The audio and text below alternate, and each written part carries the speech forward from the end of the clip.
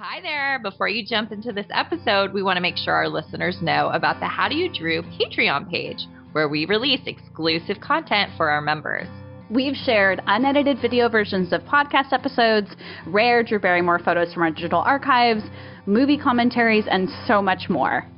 We're currently working through a deep dive of each chapter of Little Girl Lost, which, if you don't know, is Drew's out-of-print autobiography released when she was only a teenager. And it's been really good stuff, you guys. There's already plenty of content to dig into and lots more to come. So join now for as little as $1 a month and support us at How Do You Drew. Yeah, go to patreon.com/howdoyoudrew to join today. Thank you. Enjoy the episode.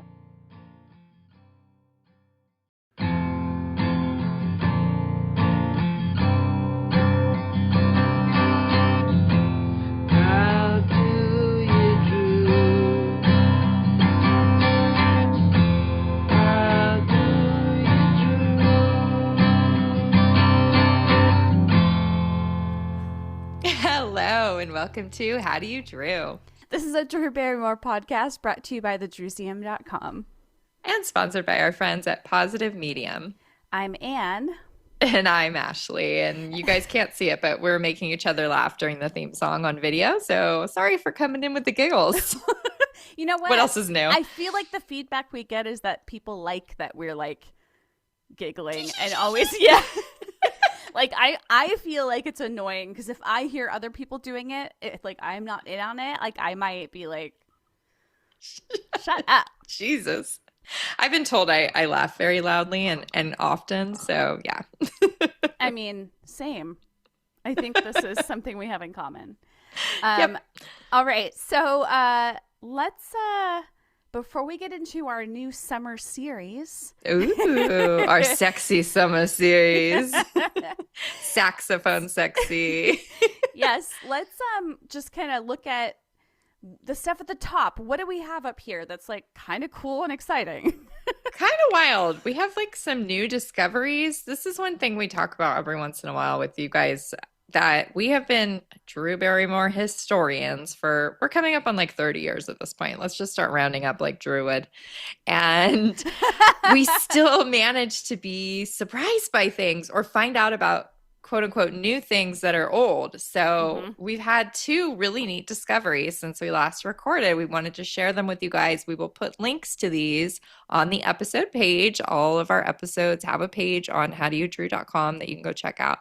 But let's get into these. Yeah. So, okay. So it's funny that like for this first one, this footage of Drew, she's reading a poem. It's kind of like a comedic like story. It's almost like a stand-up routine or something. Yeah. And she's talking about her family, and it's at Cafe Largo in December of 1989, which alone, like, that's like kind of so wild that that's when she's there. Like, I don't know. Oh my gosh. Totally. I don't know. It's just such a crazy time in her life. And it was found by Drew Barrymore Daisy, which we have talked about this account before. Yeah, and they especially seem to have like a real knack for finding footage or posting footage. They have a great YouTube with a lot of videos of Drew. So anyway, thanks to them for finding this. And we knew that she like quote unquote performed or did poetry at Cafe Largo because there was this feature in Movie Line in 1990. It was called like The Faux Bohemians or something like that.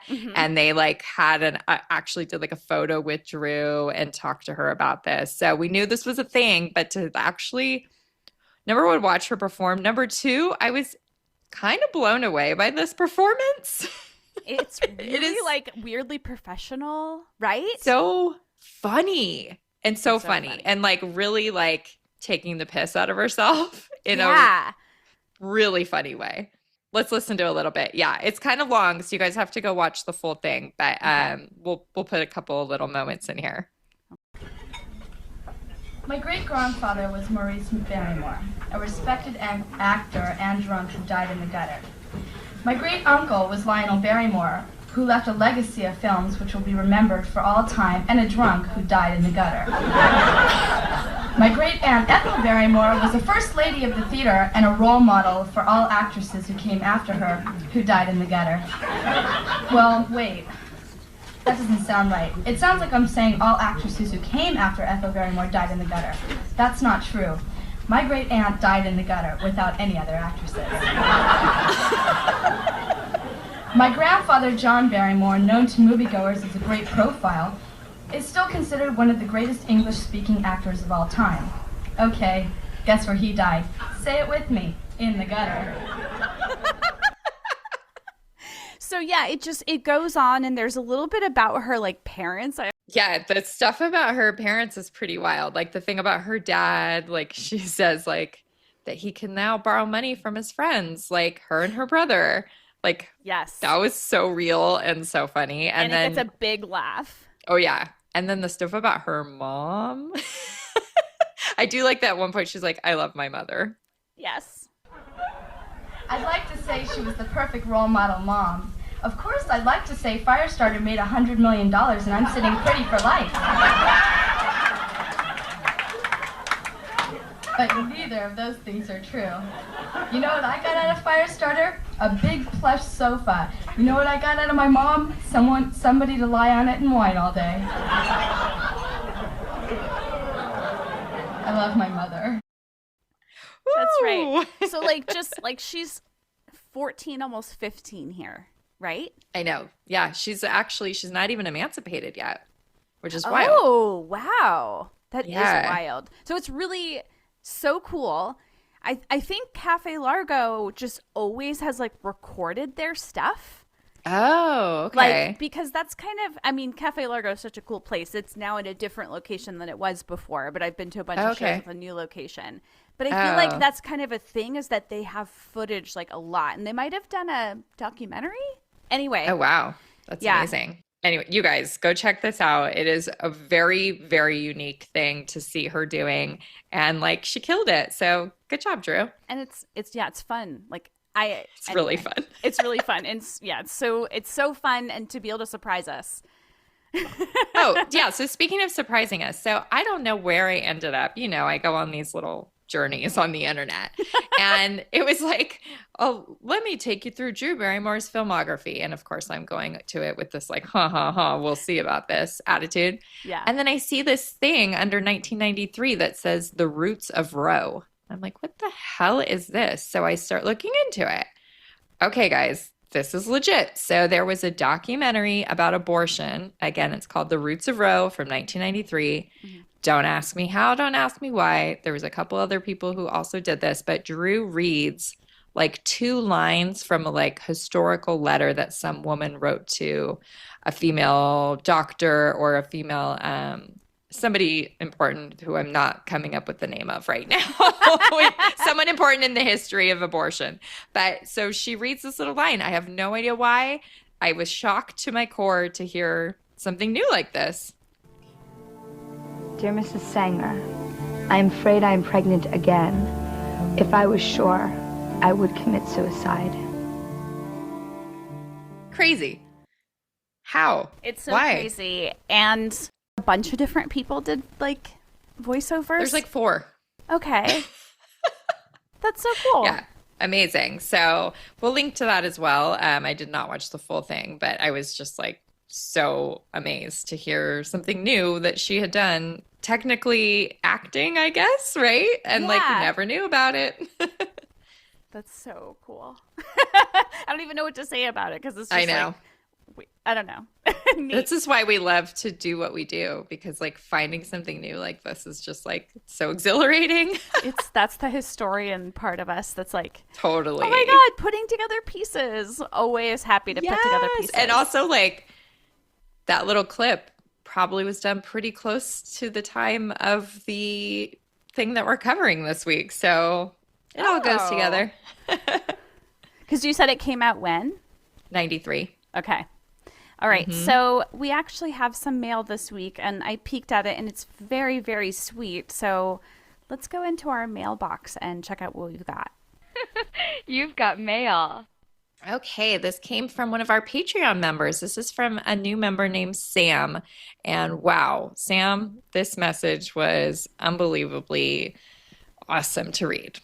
So Sam said, "Hi, I love the podcast so much. It's been very therapeutic for me over the past couple of years and helped me through difficult times and bolstered the good times in my life.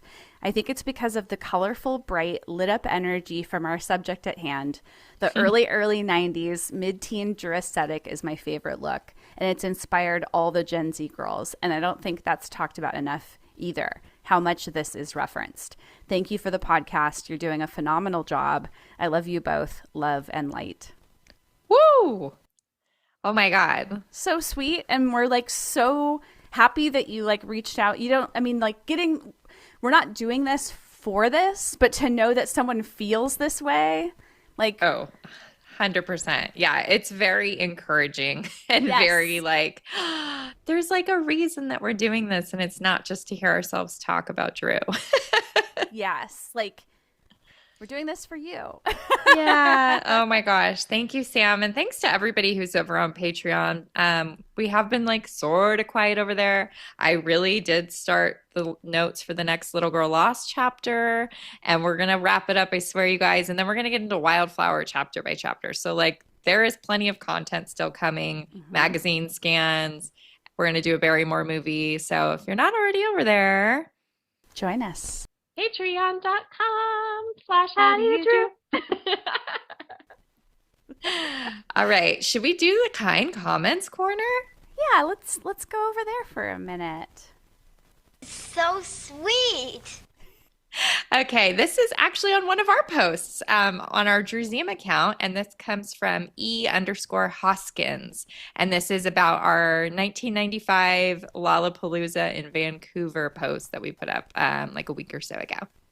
So they said she's always been that girl, the coolest girl and the kindest heart in the room. Oh, Isn't that like so sweet? It's just like so perfect. I love it because it really does like sum up. You know, she is so like freaking cool in 95, but also like she's always been a sweetheart, and it's just perfect. like she's always had this like warmth to her. Like no matter how cool she is, she never was like felt like she was above anybody or acted like she was above anybody. So yeah, she's just like that for real, you guys. Like it's weird. Did you guys know that we like her? Did you know? I mean, if you're here and you didn't know that, like, I don't know how you got here. That would be really weird. This is not like, this is the Drew Barrymore love fest over here. Okay, so we have a couple little things to talk about up here. So let's talk about what's going on. Do you want to hit the headlines? What's new with Drew? Okay, what's new with Drew? So I still didn't really figure out exactly why this happened.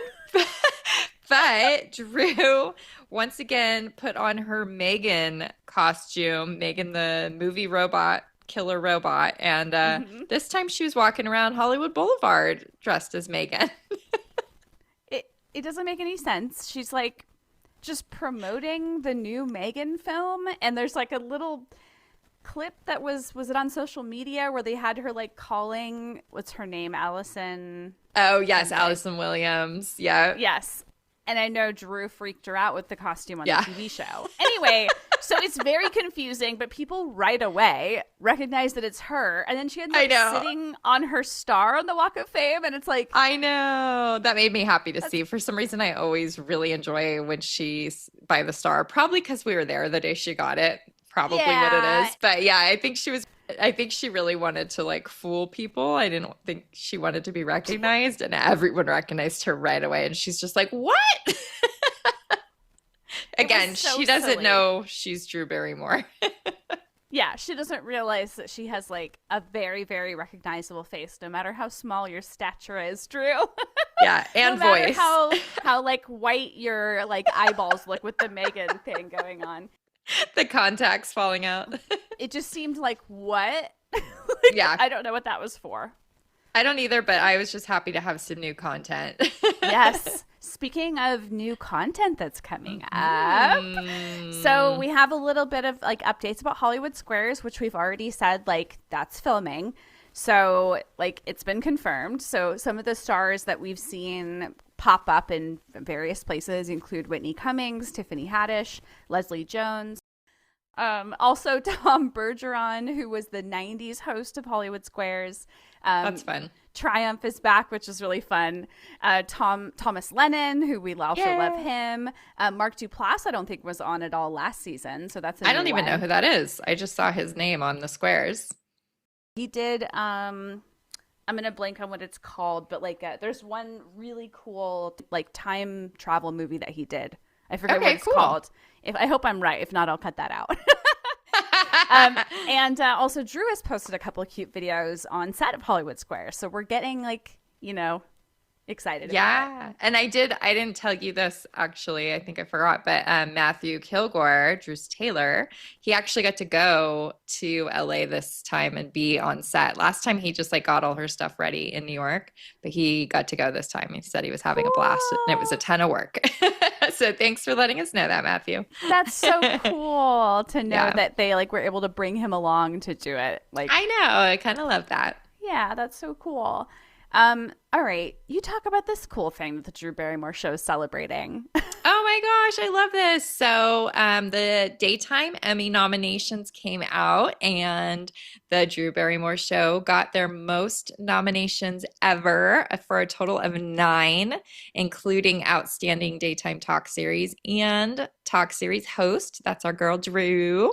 And then speaking of Matthew, costume design and styling got one, hairstyling and makeup, directing, like there's a whole bunch. I especially liked that the art direction, set direction, scenic design, because we obviously have something to do with that for the birthday episode, considering we provided the entirety of the sets decorations. I can't even talk. We have at least a fraction to do with that, like, So obviously, like, we're going to be invited to the Emmys, right? And we'll be given an award. We're going to get one. Yeah.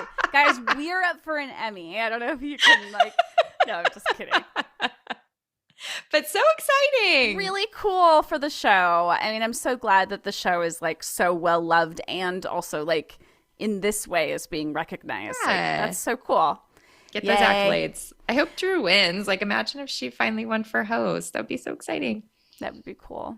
That would be really cool. Hey Drewbies. We are here to tell you about our website hosts, Positive Medium, and they sponsor the podcast. We've been clients of theirs for over 10 years, and we use them for all our website needs on thedrewsium.com. Their services include customized web design, professional coding, search engine optimization and marketing, plus hosting, which has been huge for us for many years. Plus, their incredible customer service has been one of our favorite features. They've literally saved our site quite a few times, and they always help with minor troubleshooting in a matter of minutes. So whether that's coding issues or back-end questions, etc., we reach out, we get help immediately, which is just invaluable. Lucky you. To our listeners, Positive Medium is offering 25% off any managed WordPress hosting plan using our promo code DREW. That's DREW. Visit our friends over at positivemedium.com. Thank you. Okay, are we ready to break into our summer break series? Okay, so guys, there's this like a kind of a weird natural evolution. If you've been following the podcast for the last few episodes, we did Batman Forever, in which we spoke a lot about the director, Joel Schumacher. Mm-hmm. And then after that, by coincidence, we did Interview 1992, the magazine, where Drew is talking about this project. So both these things kind of led us down the road to 2000 Malibu Road. Perfect. Thank you. That's I just did that on the fly. Yes. But also, like, this was a summer TV show. We're in summer, and we could use a little bit of a break. So we're like, this is going to be our half-ass break. We're still going to be here. We're still going to be doing episodes, but maybe we won't have to work quite so hard on the research, because we're just going to go through all 6 episodes of 2000 Malibu Road over the course of the next few of our episodes. Mm-hmm. So 2 at a time. So here we'll just be covering the first 2. It was so nice to find that someone had uploaded all 6 to YouTube literally so recently that it was kind of wild. Like when you found it, it was like less than a week before. Yeah. I know, which is amazing because I've seen, okay, so speaking of Drew Barrymore, Daisy, they have, I think all of the clips of Drew from the show on Got their it. YouTube. But, and then there's like a Jennifer Beals fan site that has some of the episodes, but for all six to be up on YouTube, I don't think this has happened before. So it's kind of amazing timing. I mean, we've got weird things like this that happen to us, All but of the also time. like I'm so glad it's available right now. So if you're listening to this, Yeah. like when this comes out, you'll be able to listen, And watch. You'll Do be able to both. follow along in some Yeah. way. And, I was just thinking, like, it's kind of crazy to think about the fact this has never been officially released, right? It was never even on video. Mhm. Forget DVD or streaming. Like, it'll probably never happen. Maybe. I guess never say never. But the only way we can watch this is relying on the people who recorded it when it aired. Like, how crazy is that? So like, how will we ever have access to like a good quality version of this? Ugh, probably not. It's just going to be whatever's recorded on like VHS tapes, Yeah, literally. truly. And that's like, it makes it very ephemeral in a way. It's Yes. like, oh my God, if this person hadn't hit record on their Yes. VCR and then one day it got digitized, like we wouldn't have this. It would be lost. Yeah, So I'm positive that I probably have at least one footage tape that's got like a couple of the episodes on it, but Me it would have too. been like duplicate. Yep. Like, so it would have been like Copy of a copy. and the quality just goes down a little bit every Mhm. time. So like, I feel like maybe watching it on YouTube was like better quality than I remember seeing it before, but still Could be. pretty low. I know, but Anyway. still so fun. You guys definitely, we will link, of course, to the account that's posted all of these, and come along with us for the summer. Yes. Okay. So it's interesting to think about the fact that this is the only time that Drew was on a TV show, like a regular on a TV show, until Santa Clarita Diet, which was in 2017. Which is So- also like such a different thing, like Right. that's like a different era of television in general. Totally. Actually, weren't we just talking about this? I feel Yeah. like we were like talking We were about in the like, last episode. yes, like because of this, I just realized like the era of Mhm. like film actors going into TV and vice versa. Yeah. So it just happens to be that Drew didn't do more TV, but this show didn't last. So it makes sense that it didn't make an impact on the TV audience. Also, this is like almost kind of an oopsie daisy, but in our last episode, which is another reason it sent me down this path, was like we didn't even know when we were talking like off the top of our heads how many episodes there even were. We were like, is there 3? Is there 4? We didn't even know. And like Yeah. we'd forgotten a lot of stuff. So it was sort of a good excuse to do a little bit of homework on this. And Mhm. yeah, we're going to set it straight. So now we're coming in with the details and the facts. Let's start with this first little factoid of a paragraph from IMDb. So I love an IMDb description. Yes.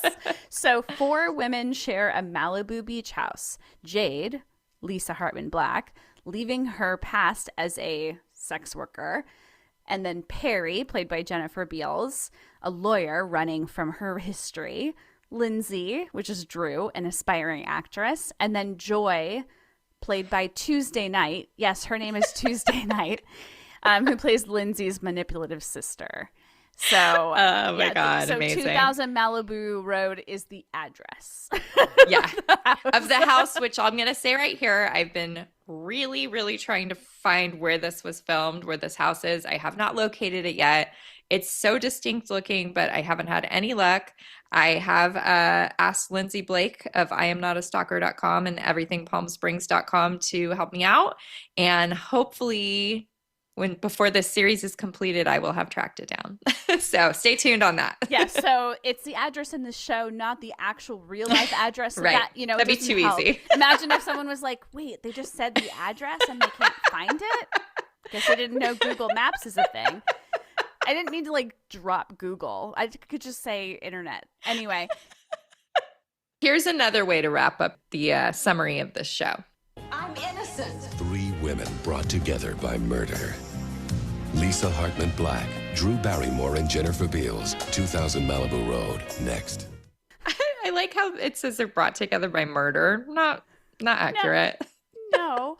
No. That is no. I mean, the only way that is true, I guess I could say, we're not really going to get into a lot of the other like storylines other than Drew's, but like it does bring the like lawyer and the person who like is being accused together. Like I was thinking, You're like right. this is the part where it's like, oh, they're like bonding now.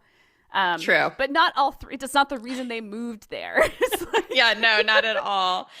We should also, mentioning the lawyer, we should say Jennifer Beals and Drew would work together 3 years later when they filmed Wishful Thinking. So that's sort of fun. We always love when there's little reunions like that. And they're very like antagonistic of each other in Wishful Thinking. So it's fun. Like they don't share a lot of scenes in these first 2 episodes, but like there's a cute one in one of the upcoming episodes. And I was like, oh, this is fun. Yeah, it is fun. And I haven't actually watched very much of Jennifer Beals.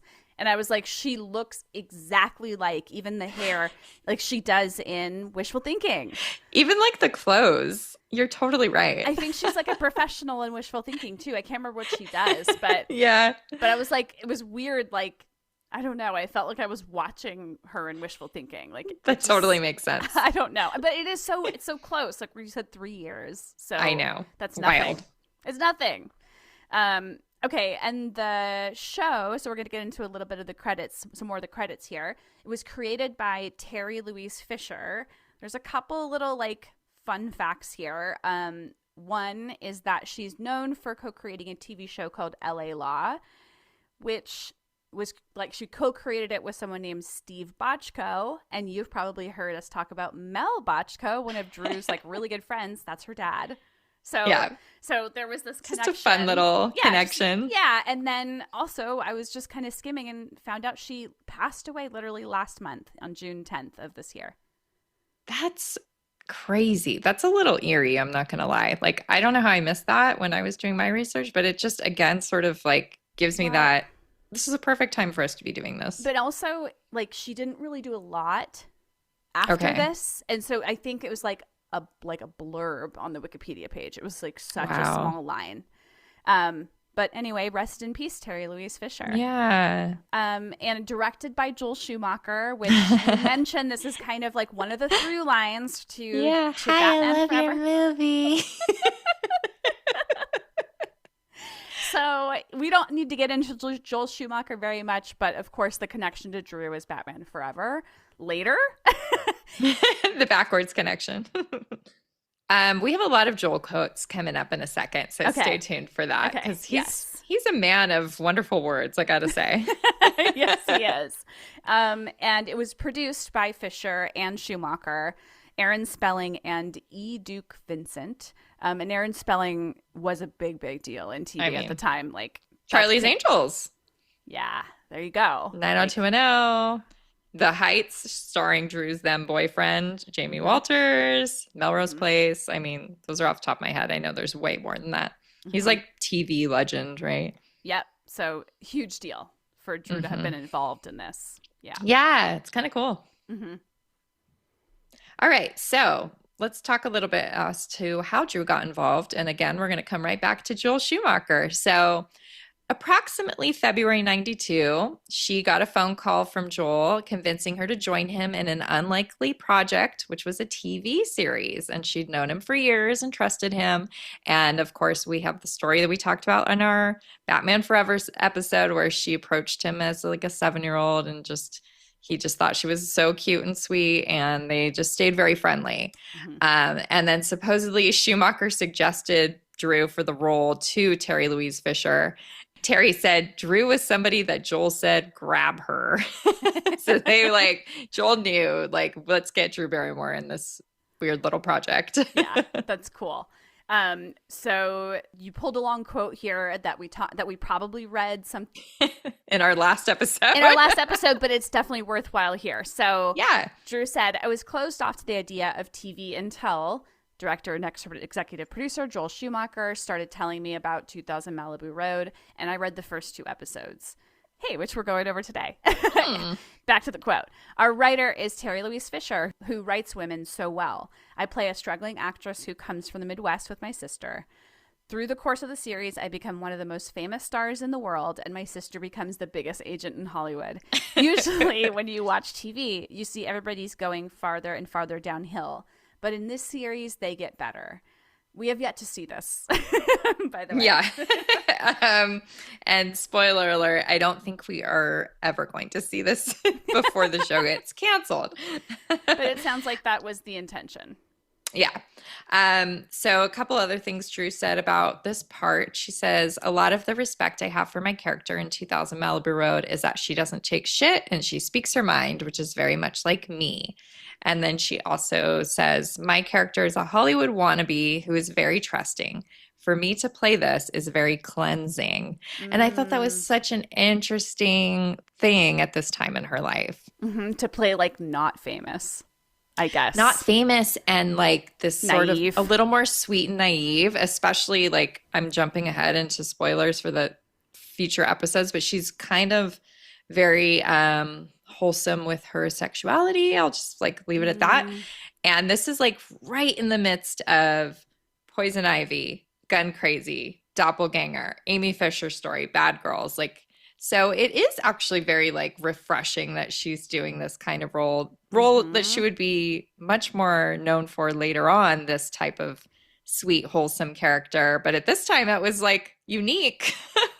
Yeah, for her to not just be like the sex symbol. Like she of course is beautiful, but her like, her personality is very much like Midwestern, Demure. I guess. Yeah, she's being a little bit, Yeah, and she kind of speaks to Arsenio Hall. Again, this is the same appearance that we referenced in our last episode, but he does ask her in this one if TV is ready for her, and I really like her response here. Somebody asked me that before, and the question really confused me. I think that for me, because I'm very expressive and somewhat controversial, or at least controversy surrounds my life, I don't know how the television audience is going to take to me. I think since my character is this very pure, beautiful soul, that I think that, audiences really base you on your characters. So I think that people are really going to love my character, whether on how well or not I play her is up to them. But I think that they're really going to like me in the show, because it's very different than the characters I've been playing lately, and it's different than the persona that people perceive me as. Pretty cool. Yep. It is really cool. So now let's get into Joel talking about Drew. So a little bit of like gushing and like storytelling here. Yeah. And these are all from different sources, which I like love that I kept finding these. Yes, I love it. And thank you for doing all that like, digging. My favorite thing to do. Ashley is an archaeologist. Okay, so one of the quotes. Drew knows how she feels about everything. She's a total professional. She comes to work ready. She knows every line of dialogue. She has a facility to move in and out of emotions very quickly. All of her emotions are very much on the surface, which is surprising. For someone with her background, you'd think she'd have buried everything, and she hasn't. So true. So true and so good. Yes. He also said that Drew is one of the most naturally gifted actresses I have ever worked with. Sure, she's 17 and distracted by her boyfriend, but she doesn't miss a beat. She gets every nuance. She's much more talented than she realizes. Oh. And then this is my favorite. Okay. And I think if I was understanding, he actually told this like while on the set of 2000 Malibu Road, which is pretty cool. Oh, that is cool. So here he is again. He said, Drew is so smart. Reckless, too. From birth. I used to see her in dance clubs with her mother when she was 8. She had to live with it. She's very mature now. She knows what she wants every second. But she's reckless. She's wild. I mean, she comes from the Barrymore tradition of bohemian artists. They pose nude, drove pink cars to shock people. Drew has that spirit. I can see her dancing at a Gatsby party, painting her body. Not because she's an empty-headed party animal, but because she's so brilliant she gets bored. She needs stimulation, so she shocks people. But you never forget she's a natural actress. I mean, she can play natural. Ooh, so many little nuggets in there I love, like the Gatsby party and painting her body. And then the sort of like, again, it dovetails so beautifully with our last episode. She needs stimulation, so she shocks people. It's like posing nude on the cover of Interview magazine at 17 years old. Yeah, it makes sense. Yep. It does make sense. It does make sense why her path led her where it led her. Yeah. Yeah. And R.I.P. Joel. Imagine if he was still with us. And it just seems like he was such a positive force in her life. She's always had the best things to say about him. And I just appreciate one more adult who was looking out for her. Totally. There are many, thankfully. Thankfully. Okay, so another fun thing about doing this research for this episode is I was really able to feel like I could pin down the timeline of this better than I ever have before. Cool. So Drew's attachment to the show was announced in May 1992, but based on her hair, I'm pretty sure it was filmed in June and July, and maybe even into August of 1992. Okay. Her hair in that Arsenio appearance from July 2nd matches her hair in the show. I like to a T. Like it almost looks like she walked off the set. Yeah. And then you got to think. So the promo photos for this show, if you guys aren't familiar, it's the cast on the beach. But Drew has her short brown auburn April, May 1992 hair. And for some reason, I always kind of used to just think it was one of those things where they filmed the show and then way later they came back and did the promo photos because that happens a lot. And so her hair is different. But I think we have it backwards. And they probably did the promo photos like right after they confirmed the cast before they even filmed, which is so weird. That is strange, but maybe that's the way TV was, where it's like you're going to be promoting it like with like. Yeah, true. I don't know. Much faster turnaround time. I don't know. And it's also just wild to me that they're like, okay, she's going to have this short blonde curly hair in the show, but and it's okay that it's not there yet. And the promo and it like feels like a different it feels like a different person. Yeah, like it doesn't feel it's very funny.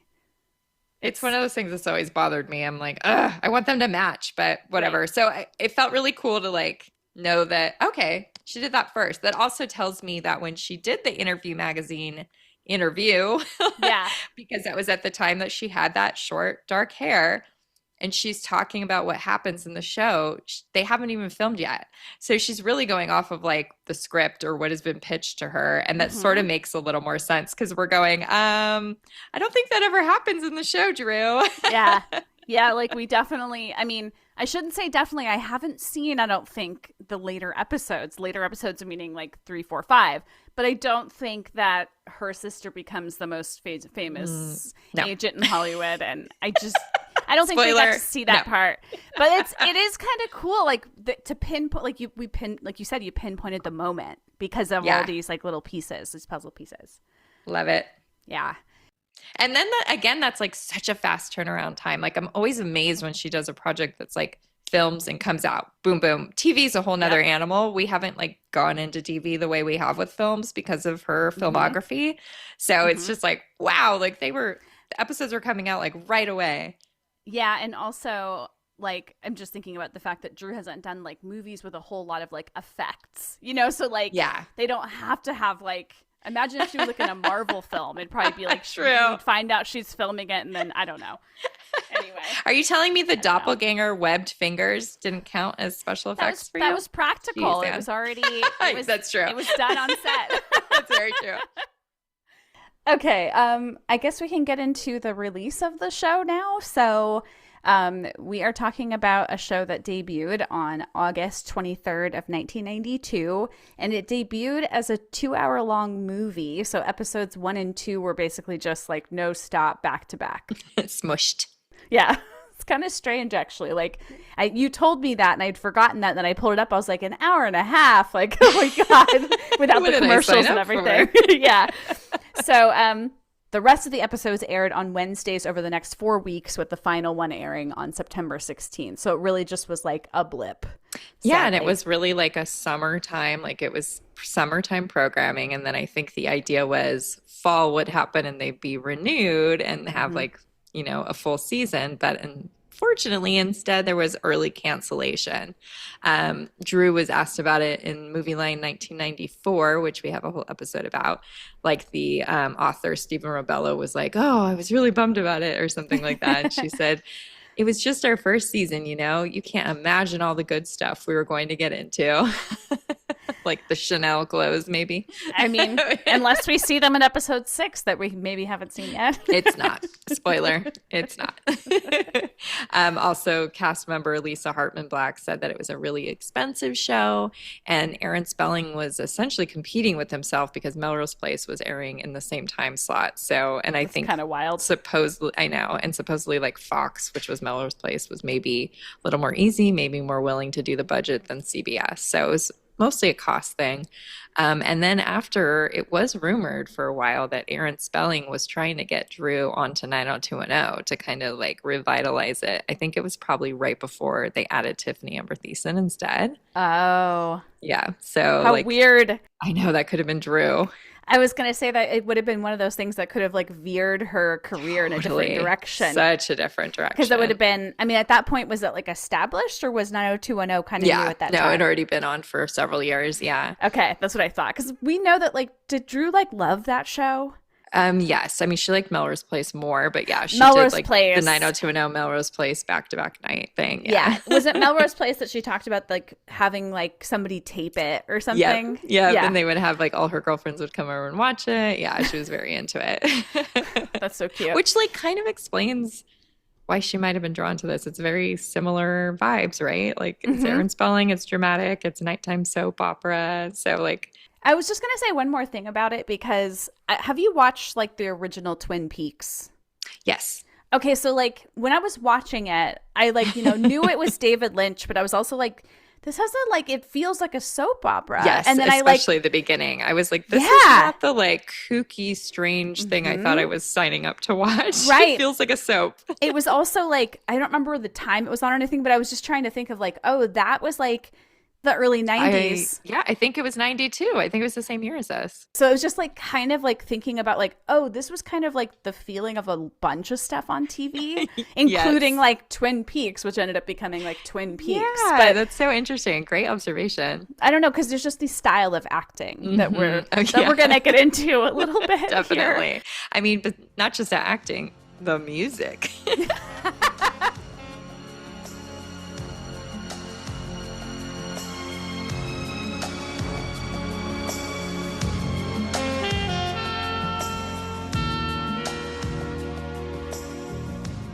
Let's get into it. So episode 1 and 2, like we said, are smashed together. So we've got the opening credits.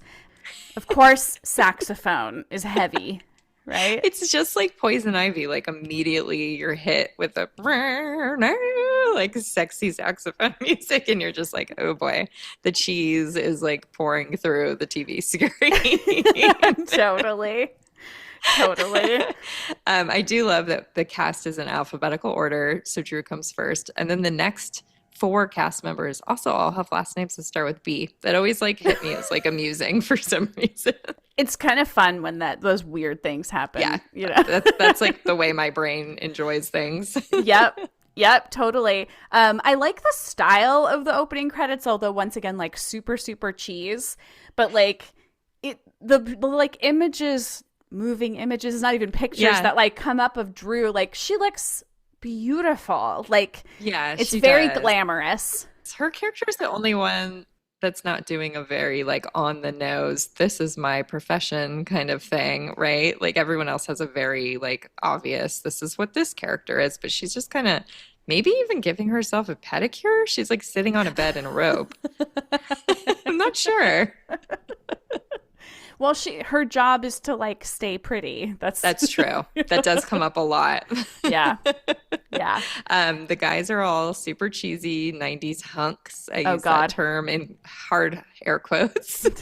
And then I remembered when I first moved to Las Vegas, we went to the Hard Rock Cafe. So this would have been in 94.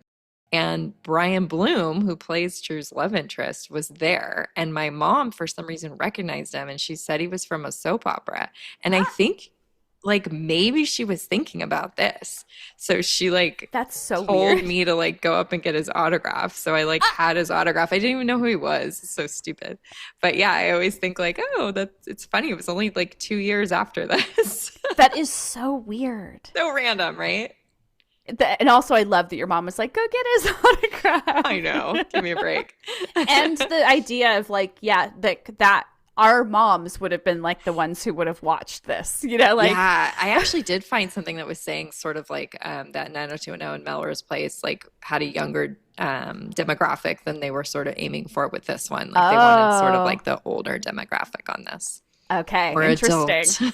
Yes, of course. And then just like one more note about the opening credits. It always like cracks me up to see the like 2000 text to like come in on the screen, because it feels like, I don't know, almost like it's like Godzilla. I don't know, because it's like fills the screen. Or like the Batman Forever previews. I mean, opening credits when everyone's names fly across the screen.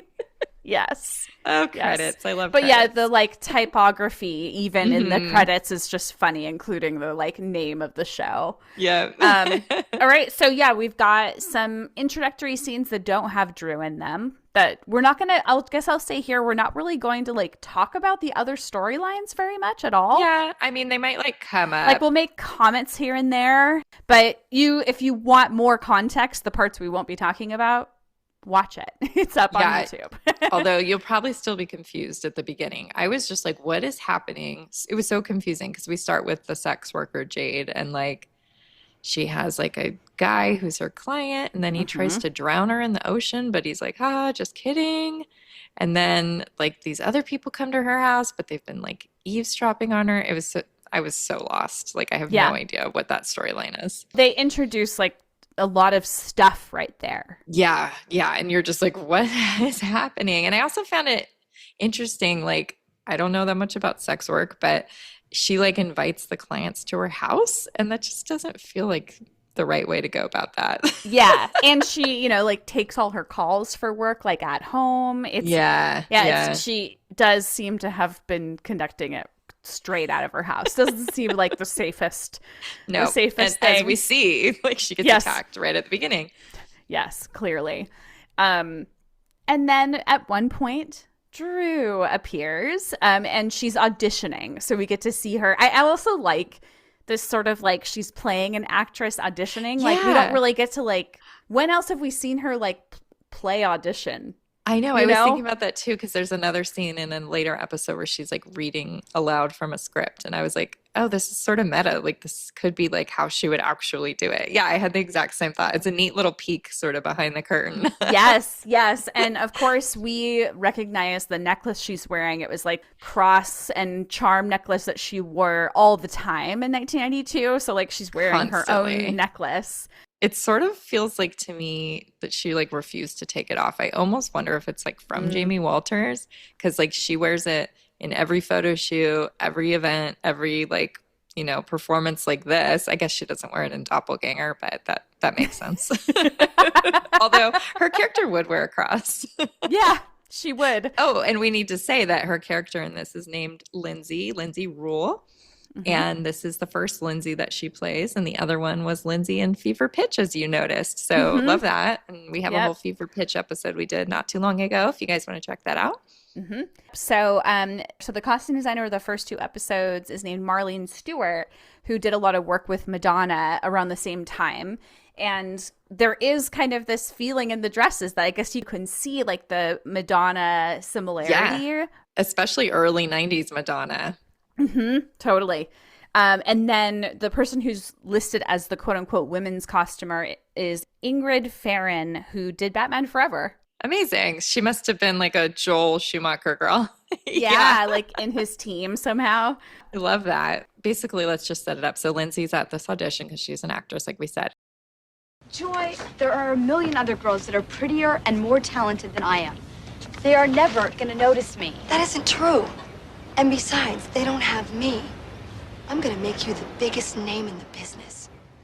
Her sister is her like manager agent, I guess. And she accompanies her everywhere. But she's also and she's like super ambitious, but she's also supposed to be this like very woo-woo witchy lady, right? And like some of the things that she refers to at certain points, I was like, this is so like commonplace these days. Like, I think she talks about someone's like sign, like astrology or something, and it's supposed to be like, whoa, she's so out there and kooky. Yeah, but like she doesn't come off as business-like in like any of the ways that she's conducting herself. Or and I feel dresses, or she wears like a turban a bunch of times. She's very like odd character, but like explicitly so. Like it's not like a secret that she's strange, and I feel like she says things that like, oh, you're not supposed to, like she says the things you're not supposed to say out loud. Honestly, I remember being like quite annoyed with her on early viewings of this, but I was sort of living for her craziness on this watch. She's just so out there. I think for like this sort of like soap opera-ish genre, like I feel like somebody has to be a little bit like that. Like, yeah, that's so true. Like the comic relief or something. I don't know. Yeah. I did feel like in this very first scene that Drew's acting was a little rough. It felt like, I don't know, like she was nervous or not being very natural. Tentative or something. But it did get better, like literally from there on out. And like there's really great moments with her later on. So I was like, phew, okay. We didn't want to have to be like, ugh, this is this is rough. Not great. And then we get to this sort of like strange thing that just kind of comes together all at once. So the sex worker like does she need money because she's leaving sex work? Is yes, that why? I believe that's it. Okay. So she decides to get roommates, and like this all just like comes together so like beautifully. It's not really believable in any way. She even goes, wow, that was really easy. Yeah, exactly. She's like, huh.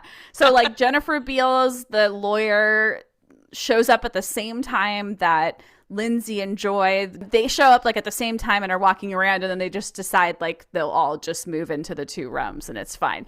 The sister Joy is like, oh no, we can share, and is like really like weird about it. Like, yeah, she's very, very, very weirdly attached to Lindsay, her sister. Like that'll come up a bunch of times, and yeah, I guess that's the first sign of where she's like, oh, we'll share a room, honey bunny.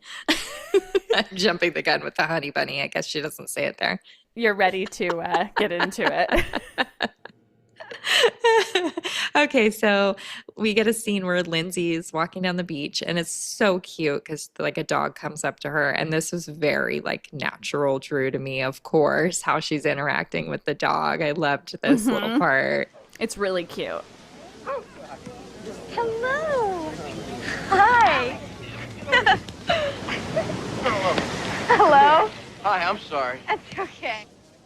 And then, of course, the owner of the dog happens to be a hunk. Of course. Don't dogs usually lead to hunks? I mean... And the hunk is Brian Bloom, my buddy from the Hard Rock. So, so that's fun. I did like him in this, I have to say. Like, as cheesy as he looks, like I thought he brought like a nice believability to a character that could have been really like eye-rolly. Yeah, the acting was good. You're right. It could have been a lot like cheesier. Yeah, for sure. He invites her to meet his parents right away, which is super weird because he's a movie. Oh, his parents are movie producers, of course. We can't forget to mention that. Yes. So he invites her to meet them and have his mom's famous chili. And something about this scene and the way that she's talking, I was like, what is this reminding me of? And it was giving me like Mad Love. And I think it's when they're in line for the concert and she's like kind of got this little attitude thing going on. Yeah. Yeah? Yeah, sure. Well, I've never had famous chili before. Good. Okay. Great. All right. Formal introductions. I'm Eric. I'm Lindsay. Okay. Hi. Hi. And my dog is Allie. Really soon after, where there's like another very Mad Love. Like, I think it's totally that like snarkiness at the concert in Mad Love that is like coming across for some reason. Yeah, like a little sarcastic. Yeah. And then I guess she meets his parents, but we don't get to see that. Yeah, it's all just like implied. It's very implied. And then we probably move on to other scenes with the lawyer and the sex worker. But then we get back and the girls are all having breakfast in the kitchen together. And Drew's wearing a red sleeveless top. And in the last scene, she was wearing a red sleeveless top. And I was like, is this a continuity issue? Like, was this the same day? And they forgot, but it's actually different shirts. They just look really similar. That's funny. I don't feel like Drew generally wears a lot of red. No. And she wears like a red dress later on, or red and white. But yeah, a lot of red for her, which is kind of fun. That is fun. Yeah. Maybe it's to give her that like blonde bombshell vibe. Yeah, maybe. Yeah. I did not love that, of course, it's the 90s, so we have to have some fat phobia and some food shaming. Of Because the course. sister says something about like, oh, I was just in here getting a snack, and everyone gives her a look like, oh, come on. And she, like, oh, just kidding. Of course it was like a 3-course meal or whatever it is she says. I'm like, why? Yeah, of course though. Of course though. And then like there is another moment later where like I don't know if she's referring to herself as the fat sister or I don't know what it is. She but... fully does. She says, oh, I'm just the fat sister or something like that. And it's like so ridiculous. Yep. And then the ongoing thing that you've mentioned, the honey bunny, it starts coming up here. I couldn't help but notice that like after she calls her honey bunny, like for the first time that we see, she says like almost immediately after, like when Lindsay's trying to like leave to go to the guy's house again. Honey bunny, you sure you don't want me to go with you? Yeah. Oh, What? yeah. She's like right up in her business, honey bunny. And Honey Bunny comes for everybody's Honey Bunny. It's her way of, I guess, trying to be like cutesy, and it's just. I guess it's like creepy. calling somebody sweetie. Like, yeah, I don't understand why other people get that name. It doesn't make sense either way.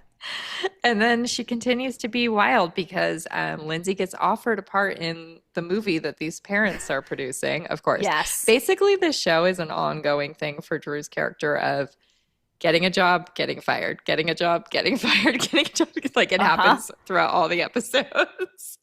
So this is the first time she's getting a job. But of course, the crazy sister is going to try to talk her out of it because they have to go film in Toronto and this boy would be going and, just it wouldn't work out, honey bunny. They gave me a part in their new movie. The Adlers? Are you serious? It's not a big part, just a small part, a handful of lines, but I'm in a lot of scenes and it's 2 weeks' work on location in Toronto. Oh. Sweetheart, this is the middle of pilot season. 2 weeks in Toronto and you'll be out of the running for all the new TV series. Yeah, but this is a job. This is real work as an actress. I can get my SAG card. Oh, in some bit part that'll play in an art house for a week, then you'll be back at square one. Yeah, I mean, we'll get into this more, how much she, like, Joy goes and sabotages this. So if you've seen this, you'll just, like, hear how absolutely nuts this, like, next part is. So, yeah, I guess we have to get into the fact that, like, there's a body on the beach. The murder that brings the 3 women together. So the body on the beach is, like, one of the people who tried to attack Jade in the first beginning scenes. And she's just dead on the beach and, like, all these people are just standing around looking at her. I was like, are we going to secure the scene, cops? Like, what is this? Yeah, the cops just, like, standing around. And he's like, does anyone know who this is? He literally asks that. I feel like Joy says something too, like, at least the cops here are handsome too, or, like, something like that. Like, oh, yeah, she's, like, horny the entire show, by the way. Yeah, just to put another layer on her. Yeah, the complete lack of like any securing of the scene is really funny. It kills me. And there's also a dead seagull. I don't know if that was collateral damage or just happened to also be there. I was like, what is that? And our kooky sister takes a feather from the dead seagull so she can go do something witchy with it. Of course. But she doesn't even need to because she just sabotages it with her crazy, crazy lies. Like, she's not relying on her witchiness. No. So, yeah, she, like, lays the feathers down in an X. I think that's, like, is that right before she goes and, like, it's like outside their house. Yeah, so, like, I don't even remember the lies. So she's basically like, our parents both died. Like, maybe one of them died by suicide. But it was in the snow. So that's why Lindsay can't go to Toronto because it will be snowing. Because that one of the parents shot themselves and there was blood everywhere. And Lindsay is, like, traumatized. And Lindsay had to go to an institution. Right. So, like, they're, like, basically, like, being convinced somehow is not believable at all. Yeah, that this is, and it also, don't bring it up to Lindsay. Like, we can't tell her that she's not stable, so don't talk about it. And it really, as far as I could tell, never gets brought up again. Right. Like, the boyfriend guy is there, and he never says, like, hey, your sister told me some crazy things. I know. I noticed that. But that then results in she's there to convince them, like, fire her off the show. For her own good. For her own good. I did love that I pulled the LA Times review, and one thing they wrote is Joy is so obviously wacky and insincere that her abilities to escape detection is simply a laugh. I was like, yeah, accurate.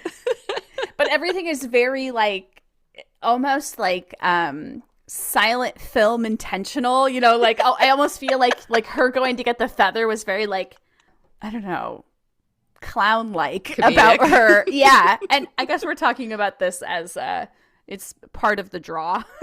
Yeah. You got to be here for this craziness. Yes. And then we get a cute scene of, is this after she gets fired? She seems like, no, she's not fired yet, but this comes right after, because it's like, oh, she just told the story about how their parents were both dead, but who's Lindsay talking to on the phone? Yeah. Their mom, who's not dead. Right. Yes. And I do love when Honey Bunny grabs the phone. She says, "Hi, Mom." After she just made up this like wild lie about her like shooting herself. And yeah. I did love this little moment. And I know this is like an early 90s thing, but Lindsay is using a white cordless phone. And I started thinking there's like the white cordless phone is sort of to the yellow car in Drew's filmography, where it just comes up a lot. So right off the top of my head, I was like Poison Ivy, Boys on the Side, Mad Love, and of course the cordless phone, Scream. Right. And then this too. I just thought that was sort of fun. That's fun. It'd probably be like kind of wild to collect like all of the times we see her on a cordless phone. Okay, I have a mission. I bet there's an Amy Fisher too. I'm gonna look for it. I'm gonna work on this project. Probably is. This is the point where I made a note like, wait, she calls everyone Honey Bunny. Like it's jarring. It is jarring and hilarious every time. Okay, so there is a point in this episode where Drew's character is like kind of calling Eric out for lying to her about like the reason that she's not going to do the show. So since we offered it to her first. You're lying, aren't you?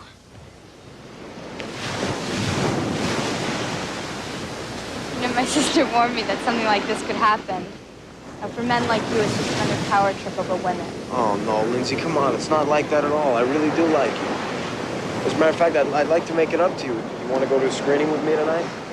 It was that cute. You tangled a brass ring in front of me, and then you snatch it away and smile and say you want to go to the movies? Lindsay, I mean it. I swear to you. Look, Eric, just forget it, okay? Just leave me alone. And there was a point in the interview magazine that we went through where she said, in my show, that my boyfriend does something that's not even really wrong, but I tell him that I'm not prepared to accept it. So, like, I do think that you're right, that it's very possible that this is the scene. Yeah, where she's, like, completely calling him out. Yeah, which is cool. Yeah, and she's wearing another red top, I just realized. Yeah, she is. But you're right, like, I was kind of hoping that at this point when she tells him, like, you're lying, that he would be like, well, your sister, you know, like, yes, come on, like, say something. But maybe he was scared of the sister. I mean, she really made it sound like it was pretty tragic. Yeah. And then Jade tells Joy, she tells everybody, hey, just a reminder, my room's off limits and don't answer my phone. I'm like, well, we all know what Joy's about to go do now. Yes. Go through her room, answer her phone. Exactly that. Exactly that. And then answers the phone and then finds out pretty quickly that it's a client calling. So somebody who like assumes that Jade is still in the business because she was like 2 days prior. True. It's kind of funny because it's like she's like making like not a big deal, but she like mentions a couple times that she's like leaving the business or retiring or whatever she says. Yeah. Anyway, and she's like, yeah, except for last week it was still happening. But then this is followed by this unfortunate interaction. So Joy, I don't even know what she says she's going to do. She makes some deal. Like flirting with this guy. Right, on the phone and convinces him to come to the house. And I don't know.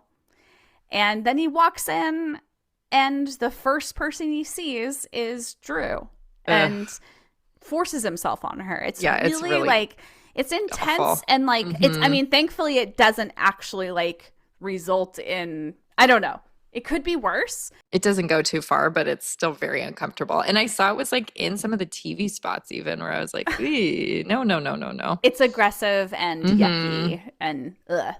Yeah. And then later, Jade acts like it's not really a big deal because he's a very successful businessman. And I was just like, oh, and points out that there are like lots of women after him. Oh, bad.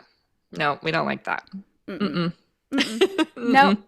No, and the conversation is, of course, happening while Joy has, like, crawled into Jade's bed and is giving her a massage that she says is, like, acupressure for her headaches. Yeah. She's like, I hate to see you like this. Right. But it's also, like... She's crazy. I didn't, like, feel like Jade would have accepted her just crawling into her bed. Yeah, she needed a little... Yeah, I don't know. Oh boy.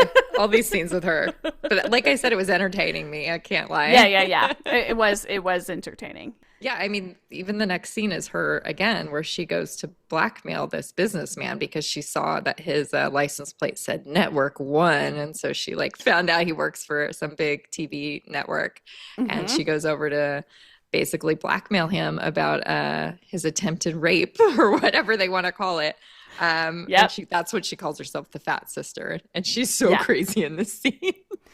She is so crazy in this scene. I don't remember what lines I was talking about being cheesy. All of her lines, I guess. It's pretty bad. I mean, she's like trying to like make a deal with him, and then she's like, "Oh, you know, maybe we could get together." And he literally says, "I think I'm gonna puke." Yeah, he does. So rude. That is so rude. Yeah. Yeah. And we haven't really talked that much about Jennifer Beals' character. So she's a lawyer and her husband has like recently passed away. And I feel like she's probably doing like the most real life solid acting out of everybody. Like she's really good in it, but I kind of just found her whole thing a little boring. I don't know. Maybe because the other stuff is so like over the top that hers feels a little subdued. But she's doing a great job. So I just wanted to kind of say that. Like, she's really good in it.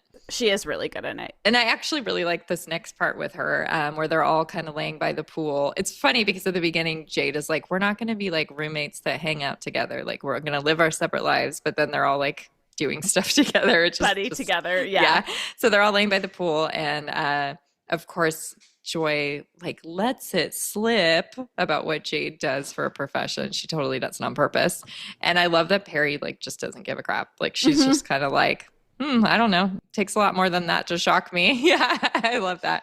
I think she does say it's like hard to shock me anymore or something like that. Yeah. But our girl Drew is not feeling that same way. She's pretty upset about this big confession and she like runs off and she says, I'm living in a whorehouse, which I thought was a little extreme. Look, I don't mean to be a judgmental prude, but you're the one who's always so concerned with my image. I mean, what if I do get this TV series and some journalist finds out I'm living in a whorehouse? You know, I guess we did just have this, like, moment where she's basically being sexually assaulted. Yeah. Because of the fact that... True. I mean, you know, it's all correlated. But yeah, I'm living in a whorehouse is a little... She kind of is talking about like press finding out that she lives in a whorehouse or something. Yeah, that's right. How her image. Yes. True. Yes. Yeah. So we get next the audition, quote unquote, where basically these TV execs are like they're auditioning somebody for the part. And this Network One guy, his name is Scott, he's already decided that Lindsay's going to get the part because of the blackmail. But I love that he holds up a headshot of her and it's of course a real photo of Drew from a real shoot. And it was by Lance Steedler for Details March 1992. And it also was her fan mail reply photo for a little while. So like if you sent her fan mail, you would get like a postcard of that picture back. And one of us has it from Rob. Like I was looking at it, I'm like, oh, that was Rob's. That's hilarious. It's cool because I wonder, I can't remember if it has a stamp on it, but I feel like it was from like, it's from 94. I was going to say, I feel like it was from 94. So that's cool to think of. Like, I don't know, them using like probably what was actually her headshot at the time. Yeah, or like her default photo that she liked to use for things. Yeah. And it is a beautiful one. It's actually one of the most beautiful ones from that shoot because some of those ones are not that cute. And I like this one a lot. It is really cute. I do love the network people's faces because instead of Lindsay coming in, Joy comes in first. And their faces are all just like, ugh. They definitely get the vibes of she's a weirdo. Yeah, I don't even remember what she says, but it's something about like making a deal before they meet her, or like I feel like there's even like a leaning on the desk and like a looking over her glasses moment that happens, and they're like, what is happening right now? This weird lady in her robes and turban. Yep. But of course, Lindsay gets the part. So here we go again. She's been hired, fired. Now she's got a new job, hired. Yeah. And she's so cute and excited when she finds out that she got the part. I loved it. Yeah, there's like kind of a squeal, and I swear the like expression she makes is almost like Josie Grosser level excitement. Like I felt like that was like a genuine, like felt like actually her coming out of it. Yeah. Oh, I love that. And then the police show up and Jade is getting busted. Well, Lindsay said, great, she's going to get busted for hooking. But actually, they're there to arrest her for murder. This is the murder that brings them all together. You know how murders bring people together. And then we've got a whole bunch of like other storyline stuff. Yeah. Unrelated to Drew. We won't get into it. Enjoy if you watch. So we get Lindsay going to the studio for her wardrobe fitting. And this is a cute scene. I wonder what studio this is. Did you have any feeling about that? I didn't. It's definitely a real like backlot. I wasn't like paying enough attention to get a sense, but Okay. I do like when you can like feel like, oh yeah, if you've been to a backlot. Right. I mean, it's probably CBS since it was a CBS show. I didn't really Probably. even think about it. That's funny. It could be like where she's filming Hollywood Squares. That's really funny. That's cool. But so yeah, she's there and she runs into our beach hunk Eric, which I'm like, of course, like what are the odds, And again, this is the other part where the way that she's kind of being a little sarcastic and snarky with him feels very Mad Love concert line. Yeah, I can totally hear it. Lindsay, hi. Oh, hey, Eric. How you doing? You look great. Listen, I'd love to talk to you right now, but I've got an appointment in wardrobe. And Mad Love? Look, if you want to go on a date, you're going to have to ask me. Because yes, totally. It's that like sarcastic, annoyed sort Like of I'm not buying your shit. Totally. And I was just going to say, there's a really nice shot of her profile because I'm staring at it. Well, there's something about the way her face here was looking. I didn't quite capture it, but it was very much like when she was a little girl. Like it was weird. Like she's so in between right now where you can feel the little girl stuff and you can feel the slightly older stuff. I love it. Yeah, totally. And so she goes to the wardrobe fitting and the lady who's doing it is so rude. She's like, an old timer's been there forever. And she's like, back in my day, the girl's waist was so thin or something. It's like, horrible. Drew is also tiny. Like, I feel like the insinuation is that she miniature is not, tiny waisted. So rude. Yeah, it's gross. And then before we know it, the lady gets a call and tell this girl to get off the lot because she's been fired. She's lost another job. Did they even explain? So it's a little confusing because the next scene is like that Scott guy and he's gotten fired because they assumed that she was his bimbo. So he got fired for that. That's right. That's right. It's really sad. Like she just goes through these ups and downs the whole time. And even with the guy Eric, it's like, I like you, I don't trust you. And then I see you and I like you. And then I'm not sure about you. And then we're together and then we're not sure. It's like, it's just flip-flopping with everything the whole time. Yep. So then we get to a scene where Lindsay and Eric are on the beach, and I feel like Drew looks especially pretty in this scene. Like, yes, me too. I don't know, maybe it's because she's not in the red anymore. No, I don't know. It could be that her hair is a little more relaxed. Yeah. It doesn't have those like kind of silly curls that she wears a lot. it's her more like natural. It's a very, again, to just keep referencing Mad Love, but her hair's a little shaggier and she's wearing like baggy pants and like a buttoned up shirt. And it was definitely giving me Casey Roberts vibes. Yeah, absolutely. I can see that too. But I was just kind of like a little bit entranced by her pretty face in this scene. This isn't the first time either. I noticed in a later episode where her hair, the continuity of her hair and what's supposed to be like a couple hours apart has totally changed, because in the next scene, her hair's like way more curled again. Oops. Oops. So her sister comes over and she's a total biatch. You're the pretty one, so let me be the smart one. She's always trying to tell her, like, why are you trying to think? Like, that's not what you're good at. Yeah, and I love that while Joy is saying this to Drew's character, like, she looks like she's, like, tired of her shit. She's, like, making a face. Yeah, it's like, finally. Like, almost, like, I mean, she has to know that her sister is over the top. But yeah, I think at first she's like very passive and she's like, well, I owe her everything and I'm just going to let her direct my life, and whatever she tells me to do, I'm going to do. And like, this is probably the first moment where she's just like, ugh, like, I don't like this. Mm-hmm. Yeah.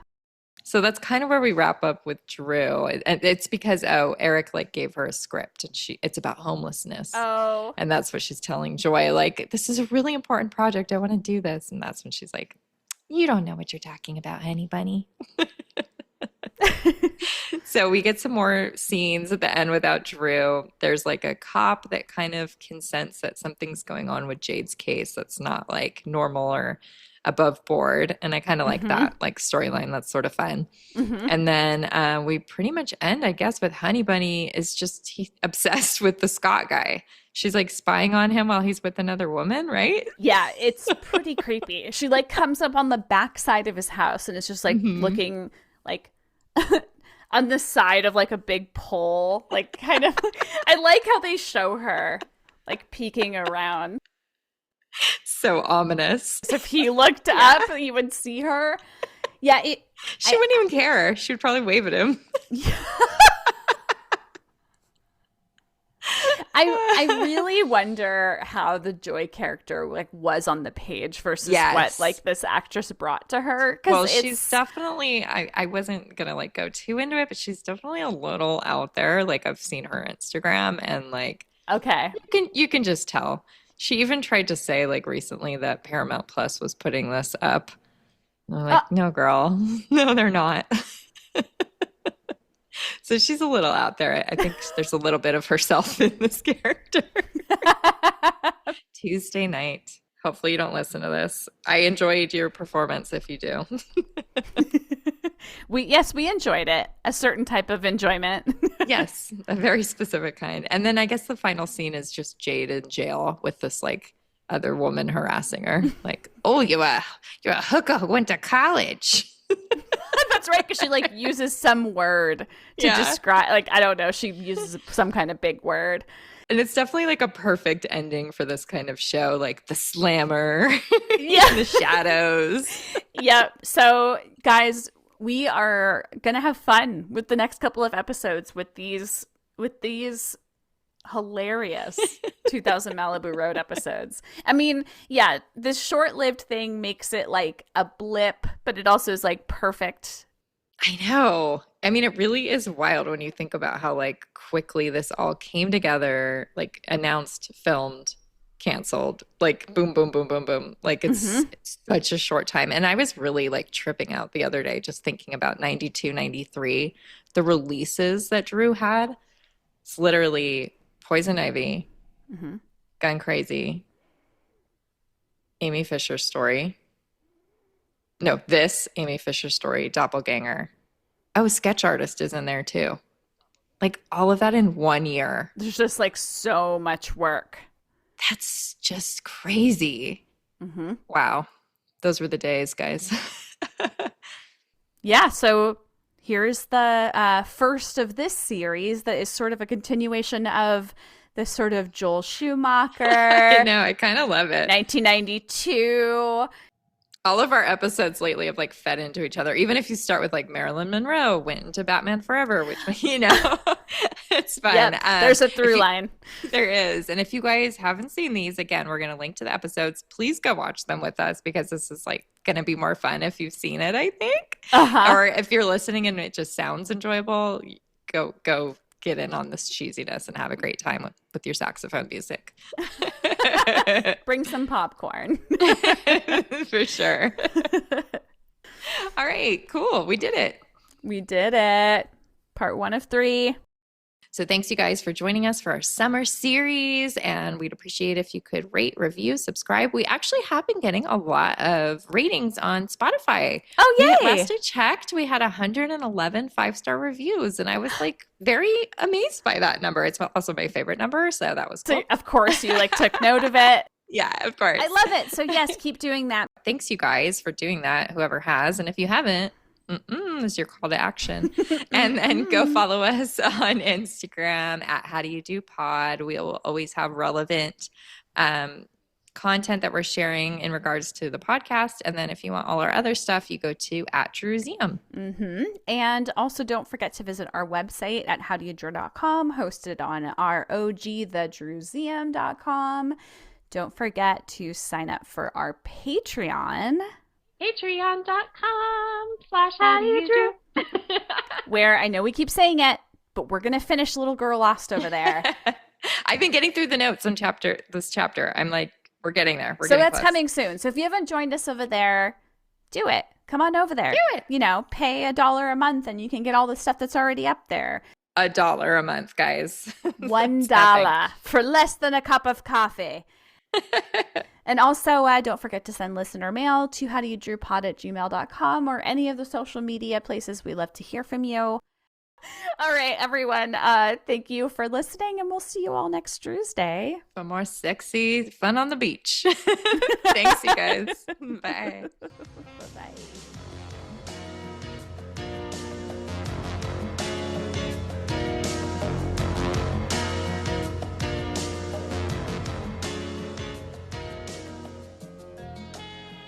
This episode of the How Do You Drew podcast was researched and produced by Ashley and Ann from thejerusalem.com with help from our sponsor, Positive Medium.